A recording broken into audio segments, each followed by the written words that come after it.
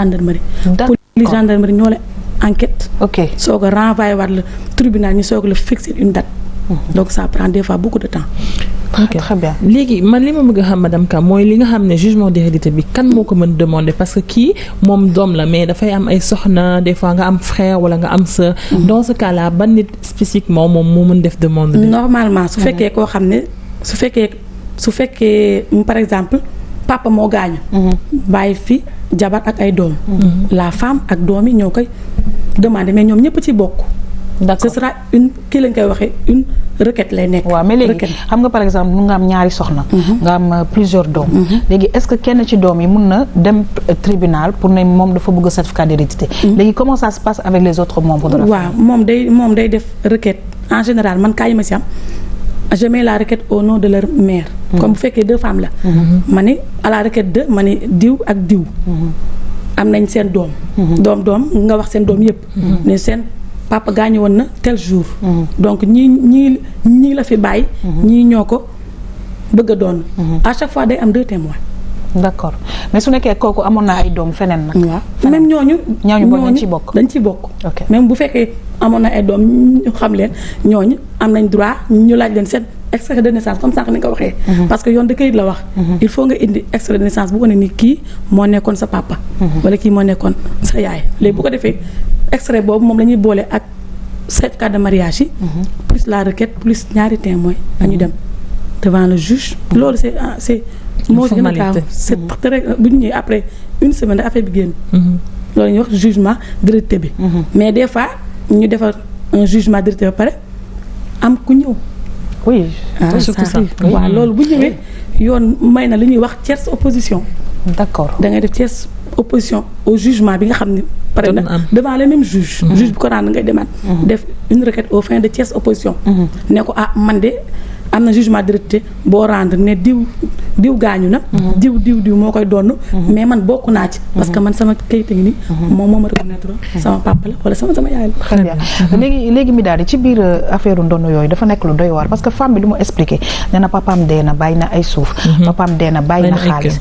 léegi dafa guñu jugement bi leneen mët na ñetti at léegi dans ce cas là qu'est-ce qu'il y a lieu de faire parce que le plus souvent famille problème yi ñuy am mooy day am kenn koo xamante ne bi mooy jël loyer di ko lekk wala kenn koo xamante ne bii am na nu mu demee il trouve le moyen di jël kii bi. qu'est-ce que le tribunal peut faire par rapport à ça.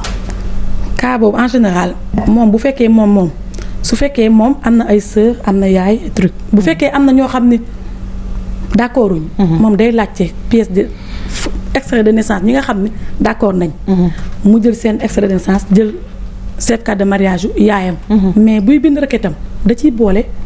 ne sunu papa bàyyi woon na d'autres enfants mais nee nañ ñoom ñoo ni duñu indi seen këyit. juge bi bu boobaa moo leen di convoquer. non dama ne mbirum kii bi laay wax en fait. je parle plus de mbirum bien yi. c'est-à-dire que nee na 3 ans. noonu bi amagul. léegi lan la tribunal mën a def ci loolu est-ce que dafa am benn. tribunal mënul def dara tant que indiloo ko jugement d'hérédité. déjà bien yi comme nee nga banque bi. banque bi moom tant que indiloo ko jugement d'hérédité ak pièces yi mu lay laaj les intérêts vont courir donc ça veut dire que xaalis bi day gën a wàññeeku. Donc, ça, c'est important. donc par rapport au successeur. waaw il faut impérativement nga indi leen un jugement d'hérédité. plus xam nga en général bu yoon joxe jugement. day joxe un délai pour li ñuy wax certificat de non-appel. ni opposition. d'accord tu as donc 2 mois. ok donc 2 mois yi donc booy indi nga indi jugement d'hérédité plus le certificat de non-appel ni opposition. pour que la banque mu mën a. débloquer les fonds. d'accord léegi nag bu fekkee nag dafa bàyyi woon kër. bu nekk en location. am koo xam ne moo koy lekk donc tant que il faut ñu dem tribunal ba am jugement d'hérédité bi moo leen di permettre ñoom ñu mën a ne lii ñun ñoo ko bokk donc on va faire le partage. waaw léegi le partage comment ça se fait est-ce que ñoom la wala au niveau du tribunal dafa am kenn ku ñuy désigner pour mu gérer bien. liquidateur loolu la ñuy wax un liquidateur. ok parce que bu fekkee koo xam ne dafa décédé bàyyi fi kër. kër goo xam ne dafa am location. la première chose à faire mooy mën nga saisir lu ñuy wax le juge des référés pour mu ut un liquidateur mais yow pour nga wane ne am nga. qualité héritier bi. il faut donc un jugement d'hérédité. d'accord moo jiitu. ok suñ ko indee ne kon kii donc kii bàyyi na fi kër ñu ut koo xam ne mooy gérer la location ki ko doon gérer dootu ko gérer léegi location bi lu mu génne chaque fin du mois ñu jox leen seen part. mais il faut impérativement ñu uti jugement directeur ñoom même bu fekkee am nañ en général ñii téye kër yi ñii jël location bi ñoom ñooy bañ ñooy bañ partage mais am na ñoo xam ne d'accord nañ. donc ñi d'accord ngay àndal. def sa requête boo xam ne. ñi nga xam ni d'accord da nga leen di citer rek. parce que ñooñu comme bu fekkee amoo seen extrait. xamoo donc seen date de naissance. donc booy def sa requête da nga leen di citer su dee 5-6 personnes nga bind ñoom ñëpp. su léegi après nga bind ci suuf ne au juge laaj nañ leen seen pièce ñoom ñoo bañ bu boobaa bu ñu ñëwee le juge moo leen di jox convocation woo leen ñu def. un jugement. Très bien alors madame Ka li ñu bëgg a xam tamit également mooy boo xasee ba am jugement d'hérédité bi.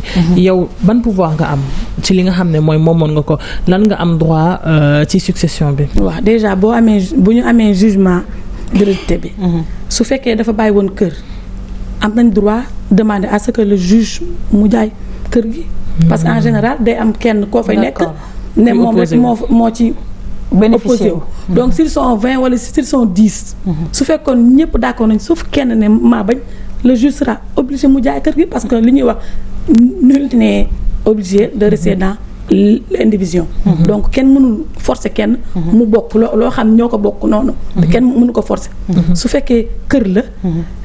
ay nit ñoo ko bokk. ñoom ñoo fa dëkk yow dëkkoo fa. même boo fa dëkkee sax bu la neexee ne jaay leen ñu jox ma part. donc dañ koy devant le tribunal lay doon yoon mooy estimer. mbaa mu désigner un expert. wax kër bi ñaata la. évaluer ko léegi bu fekkee nag en général xam nga boo defee jugement d'hérédité danañ ci def garçons yi ak les filles. su fekkee dañoo jël donc droit musulman dañ naan fille une part. garçon 2 parts. mais des fois am na ñoo xam ne. duñu bëgg dañ naan noonu dañuy def droit commun. d'accord yooyu yëpp. day am pour tolloo loolu yëpp tribunal nangul na ko nit. très bien alors ñu laata ñuy dellu si waat mi daal di ñu jàll nag ci Pape Bounama Lopy peut-être benn intervention bu ndaw par rapport ak li nga xam ne ñu ngi koy wax parce que c'est important. ñu informer population bi ne ko jugement d'hérédité dafa am solo parce que kër yi yàqu nañ famille divisé wu nañu ndax mbirum ndono te mbirum ndono yoon daf ko tëral ba nga xamante ne bii lépp lu nga xamante ne bii nit ki war na koo am division bi dafay normal surtout que comme ni mu ko waxee côté musulman bi c'est possible. droit commun bi aussi c'est possible. bon man awma ci xam-xam trop. ci wàllu yoon. tout ça mais dama gis ne yoon sénégalais yi dañ ko war a bàyyi xel. parce que dafa nekk loo xamante ne c'est une obligation. foog nga jaar fa foog nga nekk en règle. foog nga conforme avec la loi. tu vois c'est ça. c'est ça moo tax il faut que nit ñi surtout affaire ndono affaire mariage affaire papier. en fait dafa am benn négligence bu ci am boo xam ne il faut que nit ñi prennent vraiment en compte de ça. tout à fait damay wax aussi que film bu ñuy def aussi ça parle de question d'identité aussi, de papier aussi, c'est ça vice versa quoi. Très très bien Bilguis defe naa ne lii sa invité bi wax dafa am solo tamit c'est vrai que dafay am négligence tuuti mais tamit am na côté culturel parce que léeg-léeg da nga naan diw de dee na waaye jarul ñuy dem tribunal alors que problème yi dafay persister par rapport à ça surtout su nekkee que le monsieur avait quand même plusieurs femmes mais même des fois moom benn jabar ci biir doom yi vraiment xëccoo bi ak problème yi ñëw bu baax a baax. waaw comme ni ko Pape Bounama waxee léegi rek man vraiment connaître ses droits man dama ci jàng lu bari ñun ñëpp à chaque fois bu ñuy def rubrique bi damay toog di déglu bu baax parce que vraiment am na yu bari yoo xam ne man xaw ma ko woon absolument donc je pense que yu mel ni yu am solo la parce que ça am na ñoo xam ne tamit dañu sàggan dañu néewal donc yu bari war nañ ko xam pour ñu jaaral lépp ci yoon très très bien mi daal di ñu jaaral lépp ci yoon yaakaar naa ne ñu continuer nag vraiment waxtaan bi nga xamante ne bi seq nañ ko ak madame Coumba Gueye Ka di fàttali ne membre AGS la. très bien alors madame Ka dafa am leen lu nga xam ne tamit nit ñi duñ ko xam lu bari muy coût bi est-ce que si wàllu wu mel nii nga war a def jugement d'hérédité est-ce que dafa am coût bu tax nga war a mën a ko waajal et également est-ce que da nga soxla nécessairement la présence d'un avocat pour cela. non en général le coût yi 2400 la. pour un jugement d'hérédité 2400 mooy ñetti téeméer ak juróom-ñetti fukk. d'accord. en général donc soxlawoo sax avocat. bu fekkee su fekkee xam nga dafooy jaar. soxlawoo avocat su fekkee même boo xamlee fooy jaar comme ni ñu waxee ñun femme juriste yi. ñu bari fay ñëw ci suñu boutique yi. soo ñëwee ne sama papa dafa gaañu wala sama yaay. mais amuñu jugement d'hérédité wala am na ay biens mais xamuñu nu ñuy def ba jël ko. boo ko defee ñun la léegi indil certificat de décès bi. moo jiitu. bu ñu nee indi sa certificat de décès indi extrait de naissance xam nga ku ne xam na ne extrait de naissance 200 lay jar. 200 francs ngay fay. certificat de mariage 200 la. certificat de décès bi même boo ko bëggee dem uti mairie 200 la. donc loo xam ne jarul dara nga ñëw ut sa ñaari témoin juge bi audience bu gaaw lay doon. témoins yi dañuy ñëw ñu laaj leen est-ce que kii gaañu xam ngeen ko ñu ni waaw ñaata nit la bàyyi ñaata doom ñaata soxna nga ne tel après jeex na ñun le jugement conforme. dans une semaine 2 semaines jugement bi génn nga ñëw fay sa 2400 ñu jox la. très bien mais am na ay cas yu nga xamante ne bii am na nit yu nga xam ne bëgguñu bokk ci ndono bi. ñooñu est-ce que am nañ ci droit. waaw man am naa cas yoo xam ne ñoom ñoo naan bëgguñu bokk donc am benn problème soo bëggulee bokk moom. dañuy génn la. mais su fekkee bëgg nga bokk nag. boolewuñ si booba metti.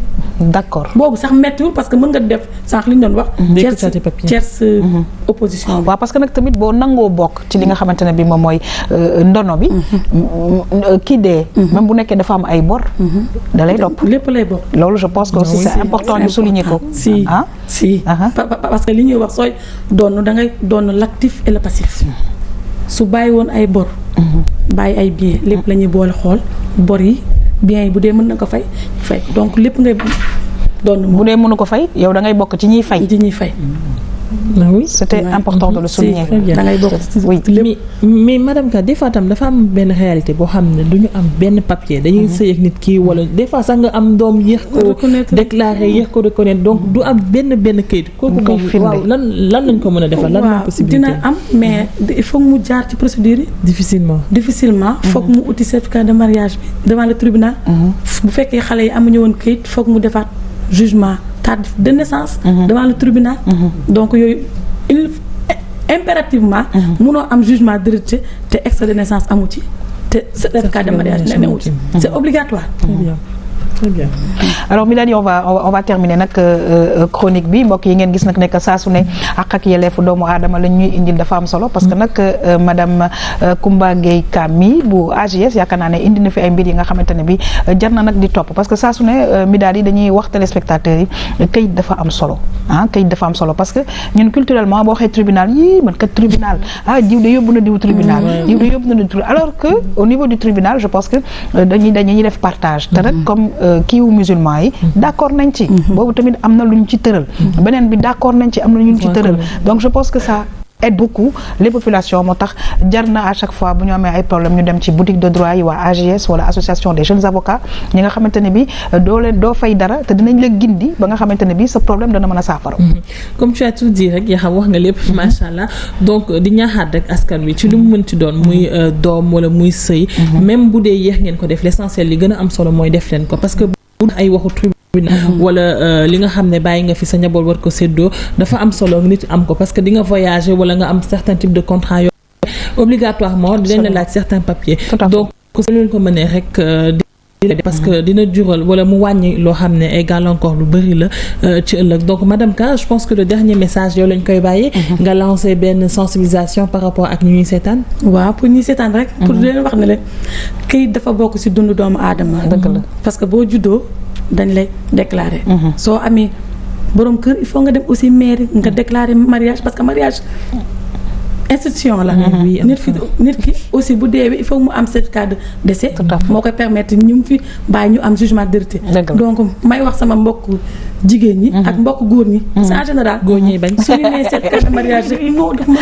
tribunal alors que man mii di liggéey certificat de mariage avantage la même soo lu liggéey sooy def commerce certificat de mariage day tax nga am avantage d'accord oui ok parce que booy ut un registre de commerce. dañ lay wax ba xam. tu es marié ou non soo marié dañ ko ci inscrit. d'accord donc day tax yooyu say impôt yi nga war a fay yëpp day wàññeeku. donc de certificat de mariage dafa nekk loo xam ne. dafa am solo lool ci dund nit. dëgg la moo extrait de naissance comme jigéen ki même ñu ne si kaw gaa ñu ne fi. parce que en général. même ñooñu noonu. des fois ñu bàyyi ay teer. dëgg la teer yooyu pour ñu. waaw ñu bàyyi teer xaalis ay nag teer ak yu bëri. sa mbokku pël yi sa mbokku pël yi dañuy bàyyi ay nag. dañuy bàyyi ay nag. donc pour ñu mën ko doon il faut ñu am un certificat de mariage ndax ñu mën a am jugement de règle. très très bien. donc il faut daal nit ñi ñu ngi leen di ñaax daal. ñu jubluwaat ci utum kayit bi parce que c'est très important parce que ça fait partie de la personne. absolument kayit moom mooy nit moo ko nit a ànd. très très bien ñu fàttali numéro AGS bi. 800 805 805. très bien et c'est gratuit. doo fay dara. très très bien soo wootee dinañ la jël dinañ la indiquer. macha allah ba ñu tegtal la ba fooy jaar yëpp ba sa problème yëpp réglé wu en partie. Très bien. En tout cas ñu fàttali encore une fois numéro de téléphone waa AGS 800 805 805 ñu baamtuwaat ko c'est gratuit ko am problème mu yoon rawatina jigéen ñi ak xale yi boo leen fa waaxoo te léegi sax ñoom dem nañ ba ci région yi dinañ leen jàppale ba daal teg leen ci yoon en tout cas mi daal di ñu ngi lay remercier c'est toujours un plaisir de travailler avec toi ñu ngi sant di gërëm bu baax a baax madame Coumba Gueye Ka bu AGS mbokk yi ñu xuus nag ci émission bi ñëw ak yéen ci mbirum cinéma ànd ci ak suñu xarit Bilgis nag tey dafa ñëw ak ñun ci benn court métrage sànq ñoo ngi koy wax ñu ne dem réalisateur bi nag mi ngi ak ñun fii di Pape Bounama Lopi ñu dem xool benn extrait mbokk yi dellu si waat mën a yaatal waxtaan bi ci suñu plateau.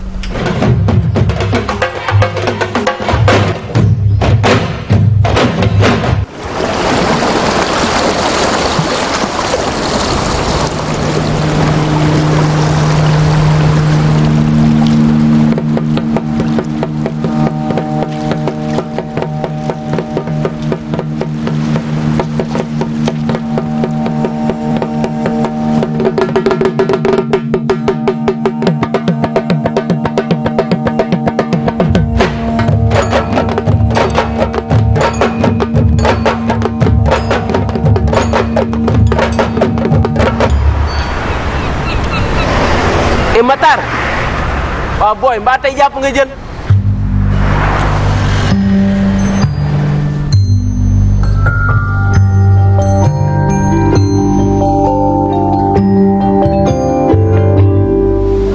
Nafi damay dem fan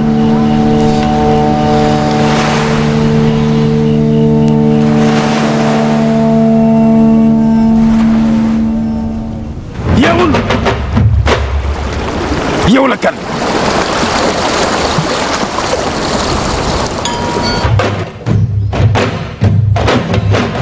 waaw Bilgis nag gis nañ dem nee na ko defe naa Nafi la ko wax de damay dem waaye fan la jëm ak vraiment li tax suñu réalisateur bi duppee ko dem Bilgis ñu ñëw ci loolu yëpp.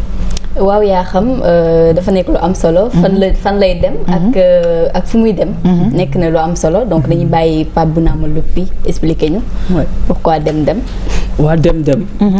c'est mooy titre film bi. fan lay dem c'est la question du film. absolument c'est-à-dire c'est la question qu'on se pose. nous réalisateurs.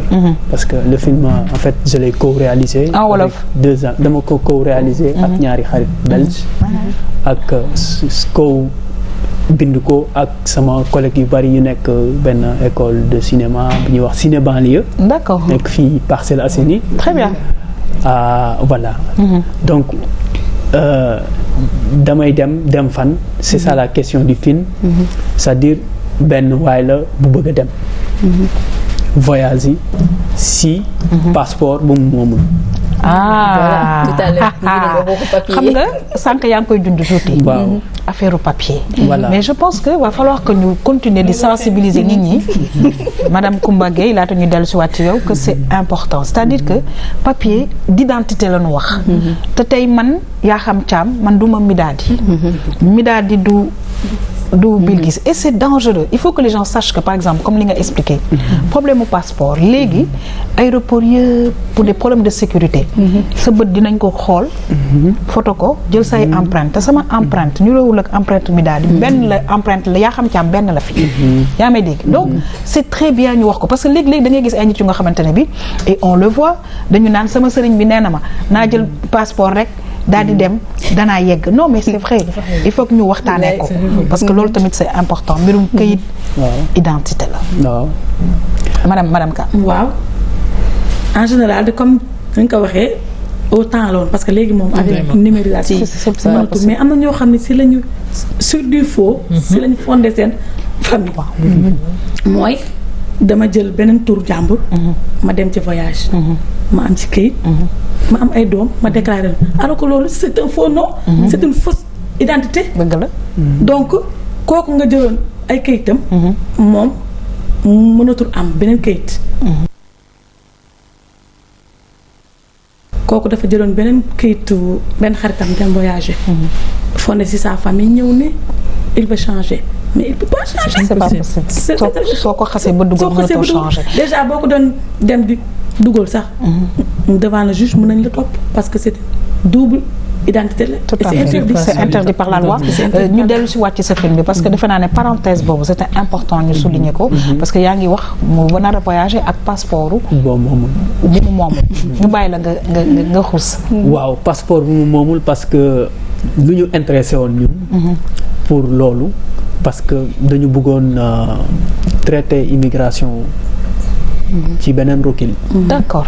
ci beneen distance. ok boo xam ne day poser problème immigration. mais aussi poser problème identité. parce que immigration dafa ànd ak problème identité. tout à fait par rapport parce que économiquement ak yeneen dëkk yi suñ luñ lay imposer. mooy booy ñëw seen dëkk lii identiquement nii tu vois. donc raison pour laquelle ñu poser ko. bu ñu xuusee xool ba au fond. ça pose même problème racine parce que problème déracine la. naka la nit mënee déraciner. changer d'identité à ce point. donc c'est question bi buñ ko xuusee day gën a sori day gën a profond. parce que identité. mooy nit. dëgg la boo perte sa identité perte nga toutes les valeurs. yi nga amoon donc naka la nit mën a weddee ay valeurs am pour des choses yoo xam ni mooy économique wala dama war a.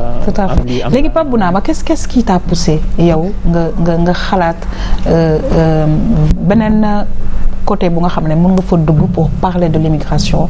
dem bi naka la dikkee. bon voilà lu tax ñu choisir damay utiliser ñun parce que film du kenn nit moo koy def. surtout ci cas façon film bi ñu def boo xam ni dañ ko co-réaliser co-écrit ko en fait man Christophe Ronet Marc et les autres Cinéban ñeneen ñu de bokk nekk Cinébanlieue. bon voilà même si l'idée de base ci man la jógee. recul boobu c'est que lu tax ñu am beneen recul par rapport ak immigration clandestine parce que dañu bëggoon raconter benn histoire bu ñëwee peut-être suñ collaboration buy dem ci sens boobu quoi en fait. et man idée bi lu tax sax ma gën ko am mu gën ma tenir à cœur ma proposer ko partager ko ak gars yi. c'est que dama gis ne c'est la meilleure manière de communiquer de parler sur ci immigration clandestine. boo xam ni tey fléau la ba nga xam ni c'est mondial.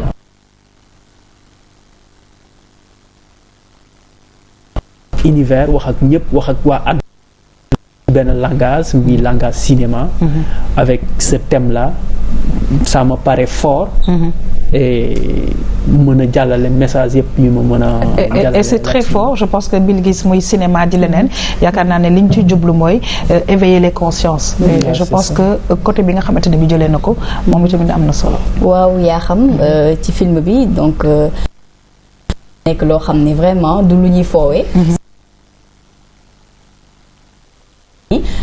mi ngi jël benn passeport gis ni kooku dafa def rasta léegi mu créer ay rasta genre pour ressembler waaw ak neen bi voilà c'est ça parce que loolu la parce que personnage bi nekk ci passeport bi du moom africain la d'origine belge d'accord léegi moom mu for ko et mu gis ne ki ci passeport bi niroo na ak moom d'accord mais loolu nag amatul c'est ce n'est oui ce n'est plus possible mais parce que man li ma inspiré époque bu ma inspiré mooy dafa am sama benn grand frère boo xam ne chaque jour day ñëw ne ma bon ba ñu nekkee xale dafa amoon ku voyagé woon ci passeport moomul d'accord loolu ma inspiré pour que ma démarrer parce que loolu prétexte la sujet boo koy jël prétexte la pour raconter benn histoire et que raconter wuñu waa ji mu dem aéroport daal di romb dem ba voyager dañu raconter histoire waa koo xam ne dafa fixer objectif voyager d'accord si façon boobu et que il a dafa am femme dafa am jabar d'accord jabar ji ki mu àndaloon noonu voilà tout à fait jabar ji bu muy dem ci jabar ji la ñuy des d'accord mu nekk jigéen bi nga xamante ne dañ ko fi bàyyi ci situation boobu daal di dem et ñi ngi posé wu question waa ji dina àgg wala du àgg en tout cas ñun ñi ngi des ci jabar ji bu toog bi di xool waaw gis nga nag Pape Bounama da nga def ay sujets yu nga xamante ne bi dafay laal population yu bëri Midadi parce que mi ngi wax déjà waxu immigration et je pense que Sénégal mi ngi ci def jéego yu bëri yéen a ngi ciy wax réalisateur nga ñi nekk ci télé ak rajo yi ñoo ngi ciy wax ñeneen ak ñeneen ñoo ngi ciy wax waaye mu am feneen fànn ba nga xamante ne bi immigration da koy jur mais comme ni mu waxee femme bi léegi ñoom ñu desandeek femme bi parce que je pense que ça aussi c'est un volet important mais c'est important parce que film bi laal na couche bu nekk wax na ci wàllum immigration wax ci nga xam ne seen jëkkër yi seen borom kër yi nekkatuñu fii dañuy dem bàyyi leen fi ñoom ci seen bopp am na ñoo xam ne sax di nga xam sa borom kër ci lu mu nekk mais am ñoo xam ne duñ ko xam donc am ñoo xam ne dañuy toog tamit di xaar yàlla am ñoo xam ne duñ ko mën donc mu nekk situation yu délicate yu jigéen ñi di dund ci fànn boobu et c'est bien qu'on les sensibilise parce que góor ñi tamit dañu war a xam ne soxna comme on dit du seulement aspect koom-koom bi y a également d'autres choses yu nga xam ne day soxla présence également soutien wu borom këram donc nga dem bàyyi ko fi pour lan pour teral ko pour jàppale ko je pense que ni que effort boobu ñuy def pour dem bu ñu ko defoon fii seen réew dañ fi mën a jur dara mais surtout sur les papiers je pense que ni que li ko inspiré gars c'est révolu parce que ak la numérisation ak modernisation bi am kenn mënatu ko des fois da nga yor sa kayitu bopp sax am ay contraintes pour jàll encore moins kayitu jàmm madame Ka peut-être loo sànni aussi ci filmam bi parce que sànq ñu ngi junj waxu kayit waaye tamit am na yeneen mbir yu nga xamante ne bi defe naa ne moom court métrage la waaye ci biir court métrage yi bi li mu ci tënk bëri na kay comme sànq comme léegi rek ni ko kii waxee mi daal di en général ñiy voyager dañuy bàyyi soxna peut-être bàyyi ay doom absolument donc soo voyager bàyyi fi soxna exemple boo xam ne day ñëwaat encore si këyit su fekkoon amoo leen woon un certificat de mariage soxna si nga bàyyi woon nekk en état bis bu xale bi juddoo du mën a porter le nom de son papa waaw ce que beaucoup ignorent waaw waaw parce que amul certificat de mariage boo xam ne mooy wane ne doom bi mi ngi juddu si sëy waaw mais mën nañ ko déclarer mais sans le nom de son père non yaayam lay jël léegi bu papa ji yónnee nag kayitam yónnee moom mu ñëw rek présence mais pour nga déclarer xale mais mën nga yore papier wu papaam non ku jigéen ki mënul yore kayitu papaam certificat de mariage rek moo tax may waxtaan c'est d'où l'importance ñi nekk émigré donc ku fi bàyyi soxna il faut soit soo ñëwee ngeen dem uti certificat de mariage ngeen def ko parce que doom yee tax parce que doom bu judd boo demee état civil léegi ne ko am naa doom dama ko bëgg a déclarer lu mu la njëkk laaj ani papam nga ne papam neew fi de mu la ana certificat de mariage nga ne amuñu woon mën la kon sa sant laa koy defal et c'est dangereux. Je pense que ce court métrage bi am na yu bëri yu nga xamante ne bi tënk na ko sànq tamit Bilgis ma ngi koy wax am nekk nga ci festival yu bëri léegi xëy na nga wax ñu vraiment liggéey bi nga xamante ne bi ñoom gis nañ ko ci court métrage Dem Dem. non parce que Dem Dem film la boo xam ne actuellement sélectionné nañ ko dans 18 festival 18. à travers le monde. 18. Il faut le faire. C'est bien, félicitations. À travers le monde, merci. Et yàlla def na on a 4 prix. 4 prix. Waaw. D'accord. Les 2 prix à Madagascar. D'accord. Donc j'ai été là foofu laa demoon Madagascar. Ok. Boobu am nañ fa 2 prix FEPASI ak prix mention spéciale. D'accord. ak yeneen prix yi. ak États-Unis am nañ fa benn prix. ci fan exactement aux États-Unis. à New York. À New York. Ok. Après ñu am beneen prix kii comment dirais-je ñu am beneen prix. xam naa loolu dina Finlande dina maa ngi wax sax dina ñëwaat kon trouvé nga ko muy Finlande donc Bilguis li tax aussi sànq yaa ngi koy wax ak yelleef doomu aadama am na solo waaye tamit sa chronique bi am na solo parce que ñoo ngi fësal liggéey bi nga xamante ne bii jeunes réalisateurs yi ñoo ngi koy def parce que quand même film court métrage ba nga xamante ne bii invité nañ ko ci 18 festival il faut le faire comme ni mu ko waxee prix ci dëkk yu bëri.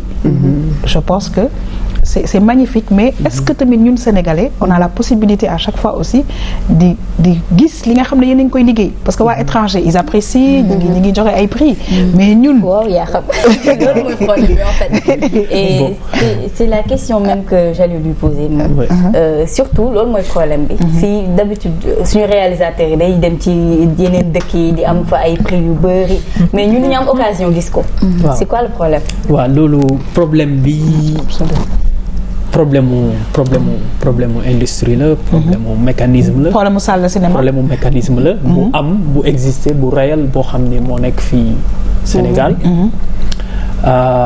bon am na problème mu salle de cinéma mais léegi am nañ benn buy doog a ubbi à Dakar oui d'ailleurs maa ngi lijjanti seen numéro ok am na laxaat wan maam laa taseel këram mu ne ma bon dina ma jox coordonnées waa kii boobu comme ça ñu dawal ko fa mais même soo ko fa dawalee comme li ngay wax sénégalais duñ ko gis déedéet doo atteindre vraiment doo atteindre kii bi mais il y a la possibilité que yéen télé yi ngeen di def effort di jënd œuvre réalisateurs yi comme ça muy daw ci télé parce que non waxuma ko pour rien waxuma ko pour dara dama koy wax juste parce que œuvre yi réalisateurs yi di def dañ ci investir tellement mais faudrait aussi que ngeen def les propositions def ci xaalis tu vois et que après war a aussi. waaw mais loolu laay dundaat ci tuuti am benn revenu. waaw léegi xam nga loolu laay wax dama ne faudrait-il aussi que yéen aussi ngeen def ay propositions parce que par exemple film bu mel ni dem est-ce que yow dem nga ci télé yi est-ce que proposé nga ko est-ce que tu as discuté avec des gens parce que comme j'ai dit Bilguis il y a beaucoup de personnes madame Ka je pense que maa ngi wax sous votre contrôle aussi. dañuy dégg nii rek peut-être ci médias yi wala dara am ngeen prix bi def ngeen lii mais duñu xam exactement liggéey bi nga xam ne yéen a ngi koy def fësul. mais man li may wax ci loolu mooy que télé bu nekk dafa am programme tout à fait am nu muy fonctionner man personnellement mon premier film bi ma defoon 2012 jaay naa ko Canal d'accord mais yow Canal nga dem jaay leen ko mais lu tax ma jaay ko Canal parce que lu tax ma jaay ko lu tax ma am possibilité Canal bëgg ko jënd ko waaw parce que Canal dafa intéressé wu ci jënd court métrage. D'accord. def xaalis jënd. ok et fii. loolu amu fi. c'est-à-dire loolu bokkul ci programme mu télé yi. fii par exemple boo demee dëkk bu mel ni France. état bi. dafa obligé télé bu nekk. chaque année. nga produire. ay film français. mais nag c'est pas parce que. mais fii. waa defal naa c'est pas parce que nag waa defal naa c'est pas parce que nag man RTS laa nekk mais ñun nag ñu ngi bokk ci ay coproduction nag wax dëgg yàlla. ñu ngi ciy liggéey. taxi par exemple RTS daf ci ànd ak ñi koy liggéey RTS 2. taxi Jolof waaw RTS bële tamit am na ay séries yu nga xamante ne bii. dañ ci ànd def ay coproduction donc je pense que comme j'ai dit tout à l'heure faudrait-il aussi vous essayez de proposer parce que tamit boo proposé wul tamit nit yi duñu xam et je pense parce que man tout récemment maa ngi doon ci benn série bi nga xamante ne dafa am aide Fopika. ok. et bi ñuy wax kii mu tudd restaurant Kër Penda Mbaye. ah si on en a parlé ici waaw. restaurant Kër Penda Mbaye dañ ko waroon dafa am partenaire plus. oui. waroon am RTS. mais en tout après A plus rek la kii parce que RTS nangul. ah non mais monsieur le Pi nag il faut que vous aussi vous y mettiez. monsieur le Pi comme ni ma la ko waxee c'est important pour vous parce que xaalis bi mi ngi ñëw et cetera mais je pense que si des Sénégalais ñi ngi def ay films aussi. war nañu def tout pour que aussi ñi nga xamante ne bi ñooy ay seen parce que en fait c'est des messages et ces messages là dañu war a toucher population bi. je pense que ça ce sera l'objet d'un autre débat. mais yéen itam góorgóorlu leen ci essayer lëkkaloo aussi ak télévision yi ngeen xool parce que tamit boo leen proposé wul. je ne pense pas que ñoom tamit. proposition mais xam nga problème bi lan la. xam nga problème bi lan la production. xaalis bu bari da ngay génne lu. waaw léegi loolu ñun xam nañ ko xam naa ne dinañ ci ñëwaat. doo ñëw rek pour après 0 franc. non du nekk 0 franc parce que bi ma la ko waxee sànq coproduction la war a mën a nekk en tout cas on y reviendra. Bilguis ñi ngi lay remercier. di kontaan nag ci teewaayu Pape Bounama Lopi di jeune réalisateur en tout cas dem ci Afrique yëpp ñu ngi wax mbirum li nga xamante ne moom mooy migration et tout ça et bien que ñun ñu mun di ko seetaan mbokk.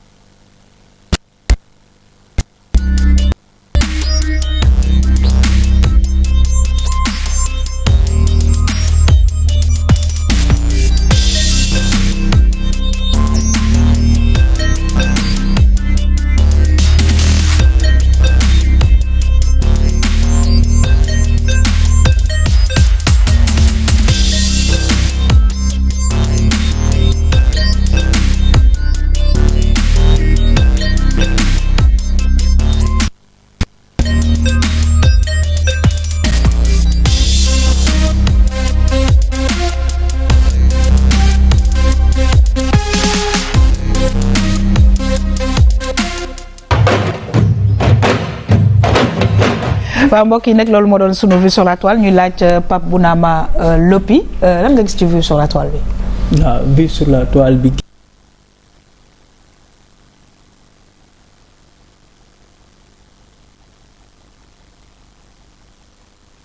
def ci ay récipients ay.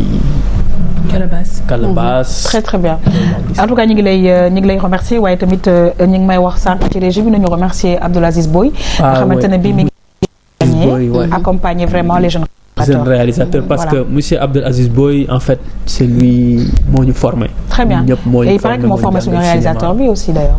kan Aimé Silva Aimé waaw gis naa ko fii sànq waaw xamante nañu parce que kii moom moo ko présenté woon d'accord benn réalisatrice bu nekk RTS bu ñuy wax Aïcha Thiam moom ça c'est aussi ma réalisatrice ñu ngi koy nuyu Aïcha ok alors un dernier message monsieur le réalisateur Bon, un dernier message mooy que cinéma sénégalais avancé, continuer di def yoonam, tu vois, et puis que ma souhaité que œuvre yu ñu def aussi que mën ko seetaan. Absolument. Tout le monde ñëpp sénégalais yi mën ci nekk les premières ñi ko war a seetaan ñi ci war a bénéficier wu.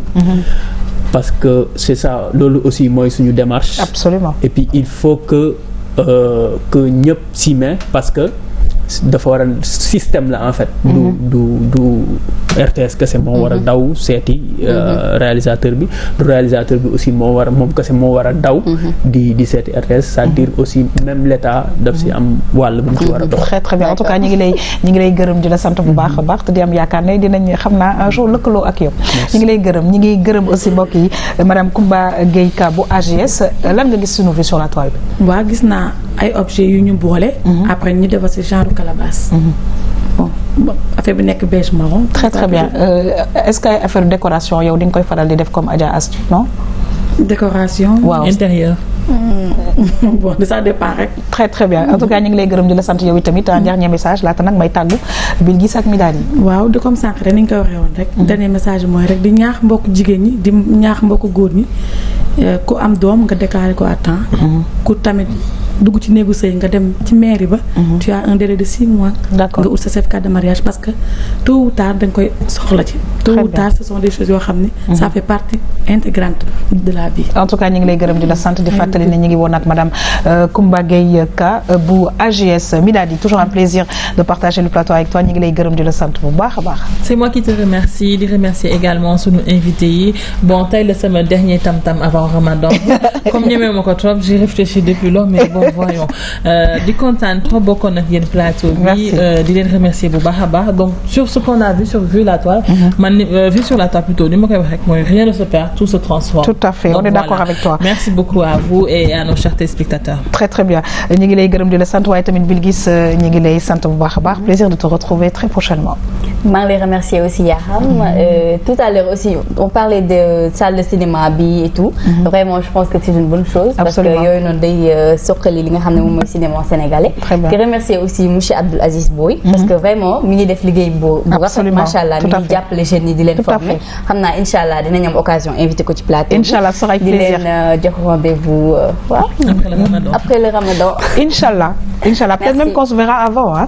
alors mbokk yi ñu ngi souhaiter nag joyeux anniversaire Bamba Diop nga xamante ne bi monteur la nekk fii ci RTS 2 ñu ngi koy ñaanal jàmm ak salaam di ko ñaanal lépp lu nga xamante ne bii daal bëgg na ko yàlla def yàlla sàmmal ko njabootam Bamba ak doomam aussi moom ak doomam yëpp seen anniversaire donc ñu ngi leen koy souhaiter bu baax a baax de la part de toute l'équipe de la RTS 2 jàmm ak salaam ak xéewal bu yaatu bébé mu baax Jeanne kon nag ñi ngi gërëm di sant bu baax a baax waaye tamit di gërëm Mariama Magasuba mi nga xamante ne bi saa su ne moom mooy jaar ci sañse bi marinière yi de mbokk yi dana baax ci li nga xamante ne bi mooy koor gi c'est juste dans quelques jours di fàttali numéro téléphone am 77 634 44 11 ma nga nekk fële ca Padois Builders villa numéro H56 di leen jox rendez-vous inchallah vendredi pour beneen émission Tam Tam bonne suite des programmes sur la RTS 2 et bonne fête d'Ascension ci suñu xarit yi nga xamante ne bi ñoo bokk lépp au revoir à tous